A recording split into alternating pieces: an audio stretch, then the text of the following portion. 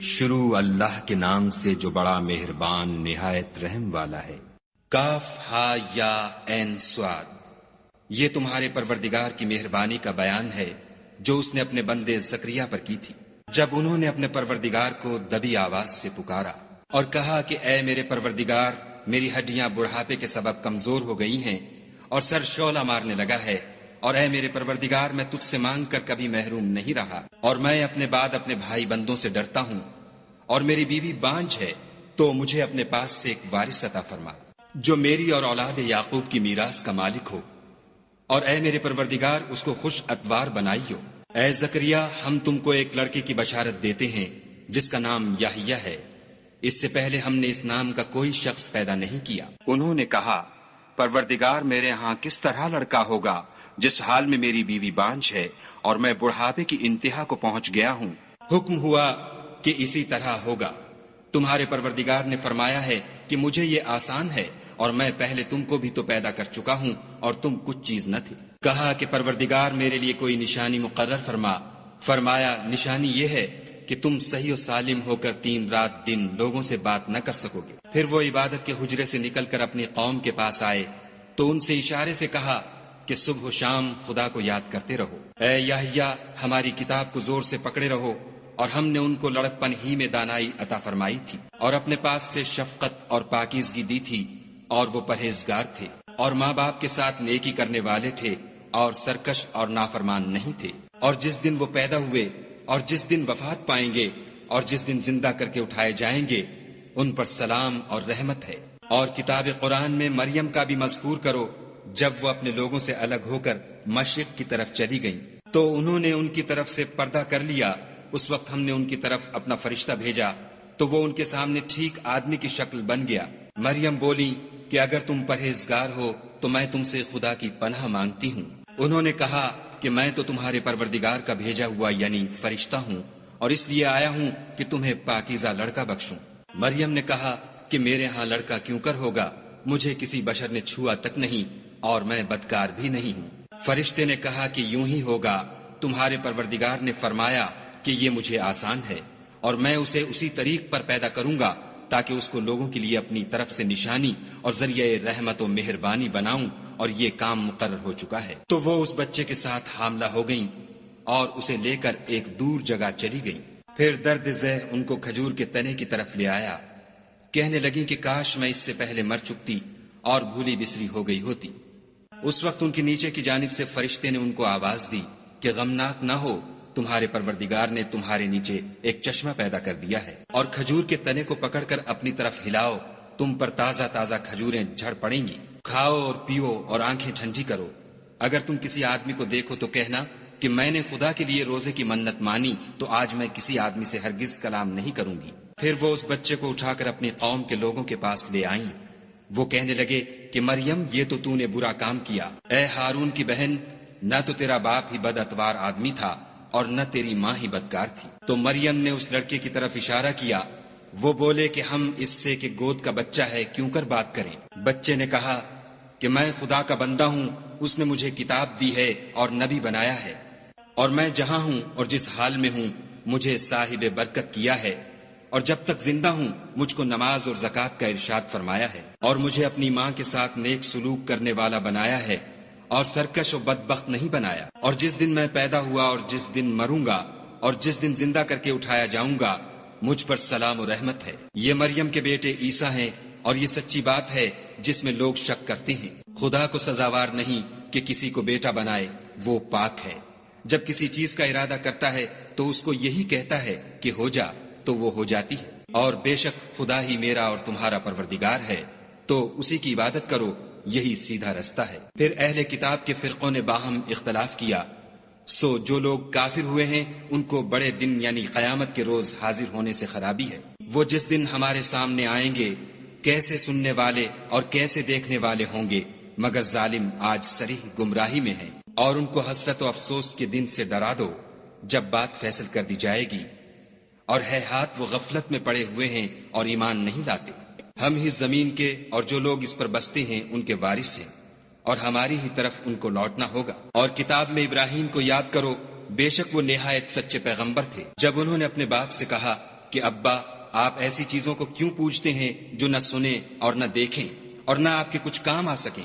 ابا مجھے ایسا علم ملا ہے جو آپ کو نہیں ملا، تو میرے ساتھ ہو جئے، میں آپ کو سیدھی راہ پر چلا دوں گا۔ ابا شیطان کی پوجا نہ کیجیے، بے شک شیطان خدا کا نافرمان ہے۔ ابا مجھے ڈر لگتا ہے کہ آپ کو خدا کا عذاب آ پکڑے تو آپ شیطان کے ساتھی ہو جائیں۔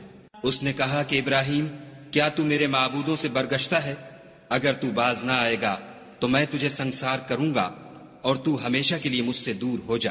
ابراہیم نے السلام علیکم کہا اور کہا کہ میں آپ کے لیے اپنے پروردگار سے بخشش مانگوں گا، بے شک وہ مجھ پر نہایت مہربان ہے، اور میں آپ لوگوں سے اور جن کو آپ خدا کے سوا پکارا کرتے ہیں ان سے کنارہ کرتا ہوں اور اپنے پروردگار ہی کو پکاروں گا۔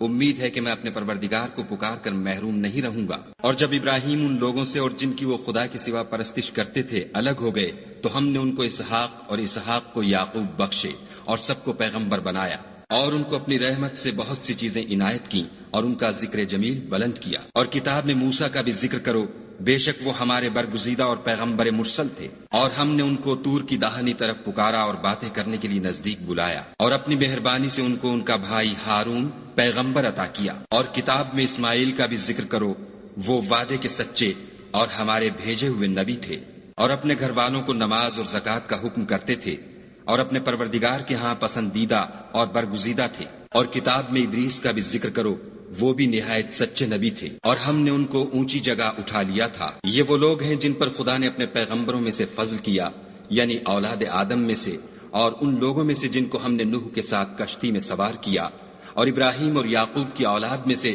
اور ان لوگوں میں سے جن کو ہم نے ہدایت دی اور برگزیدہ کیا۔ جب ان کے سامنے ہماری آیتیں پڑھی جاتی تھیں تو سجدے میں گر پڑتے اور روتے رہتے تھے۔ پھر ان کے بعد چند ناخلف ان کے جانشین ہوئے جنہوں نے نماز کو چھوڑ دیا، گویا اسے کھو دیا، اور خواہشات نفسانی کے پیچھے لگ گئے، سو عنقریب ان کو گمراہی کی سزا ملے گی۔ ہاں، جس نے توبہ کی اور ایمان لایا اور عمل نیک کیے تو ایسے لوگ بہشت میں داخل ہوں گے اور ان کا ذرا نقصان نہ کیا جائے گا، یعنی بہشت جاودانی میں جس کا خدا نے اپنے بندوں سے وعدہ کیا ہے اور جو ان کی آنکھوں سے پوشیدہ ہے، بے شک اس کا وعدہ نیکوکاروں کے سامنے آنے والا ہے۔ وہ اس میں سلام کے سوا کوئی بےہودہ کلام نہ سنیں گے، اور ان کے لیے صبح و شام کھانا تیار ہوگا۔ یہی وہ جنت ہے جس کا ہم اپنے بندوں میں سے ایسے شخص کو مالک بنائیں گے جو پرہیزگار ہوگا۔ اور فرشتوں نے پیغمبر کو جواب دیا کہ ہم تمہارے پروردگار کے حکم کے سوا اتر نہیں سکتے، جو کچھ ہمارے آگے ہے اور جو پیچھے ہے اور جو ان کے درمیان ہے سب اسی کا ہے، اور تمہارا پروردگار بھولنے والا نہیں، یعنی آسمان اور زمین کا اور جو ان دونوں کے درمیان ہے سب کا پروردگار۔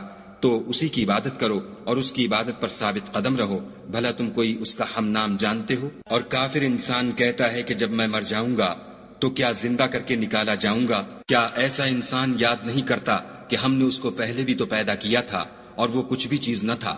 تمہارے پروردگار کی قسم، ہم ان کو جمع کریں گے اور شیطانوں کو بھی، پھر ان سب کو جہنم کے گرد حاضر کریں گے اور وہ گھٹنوں پر گرے ہوئے ہوں گے۔ پھر ہر جماعت میں سے ہم ایسے لوگوں کو کھینچ نکالیں گے جو خدا سے سخت سرکشی کرتے تھے، اور ہم ان لوگوں سے خوب واقف ہیں جو ان میں داخل ہونے کے زیادہ لائق ہیں، اور تم میں کوئی شخص نہیں مگر اسے اس پر گزرنا ہوگا، یہ تمہارے پروردگار پر لازم اور مقرر ہے۔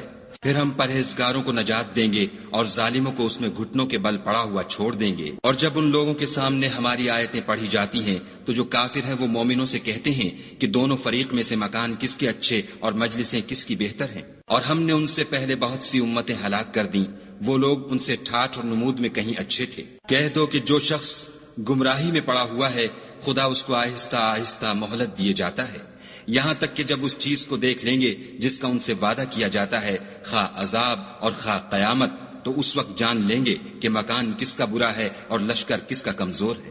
اور جو لوگ ہدایت یاب ہیں خدا ان کو زیادہ ہدایت دیتا ہے، اور نیکیاں جو باقی رہنے والی ہیں وہ تمہارے پروردگار کے صلے کے لحاظ سے خوب اور انجام کے اعتبار سے بہتر ہیں۔ بھلا تم نے اس شخص کو دیکھا جس نے ہماری آیتوں سے کفر کیا اور کہنے لگا کہ اگر میں اثر نو زندہ ہوا بھی تو یہی مال اور اولاد مجھے وہاں ملے گا؟ کیا اس نے غیب کی خبر پالی ہے یا خدا کے یہاں سے عہد لے لیا ہے؟ ہرگز نہیں، یہ جو کچھ کہتا ہے ہم اس کو لکھتے جاتے اور آہستہ آہستہ عذاب بڑھاتے جاتے ہیں، اور جو چیزیں یہ بتاتا ہے ان کے ہم وارث ہوں گے اور یہ اکیلا ہمارے سامنے آئے گا۔ اور ان لوگوں نے خدا کے سوا اور معبود بنا لیے ہیں تاکہ وہ ان کے لیے موجب عزت و مدد ہوں۔ ہرگز نہیں، وہ معبودان باطل ان کی پرستش سے انکار کریں گے اور ان کے دشمن و مخالف ہوں گے۔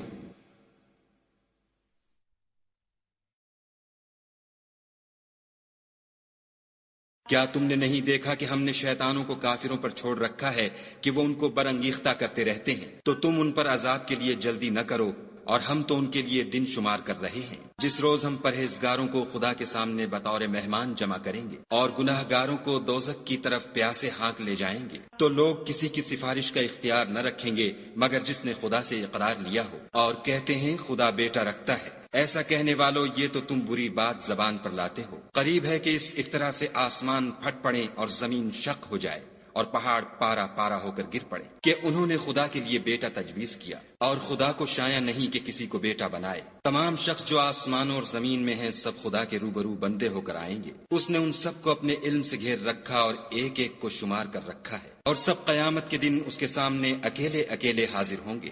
اور جو لوگ ایمان لائے اور عمل نیک کیے، خدا ان کی محبت مخلوقات کے دل میں پیدا کر دے گا۔